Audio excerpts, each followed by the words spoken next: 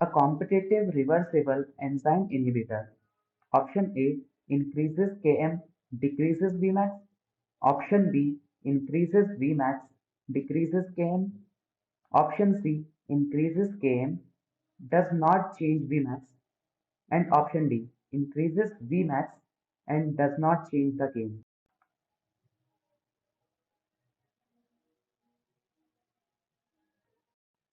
So the correct answer would be option A. A competitive reversible inhibitor increases the Km because the presence of inhibitor requires a higher concentration of substrate to achieve half of the maximal reaction rate, while Vmax stays the same because at high substrate concentration, the substrate can outcompete the inhibitor, allowing the enzyme to function at its full capacity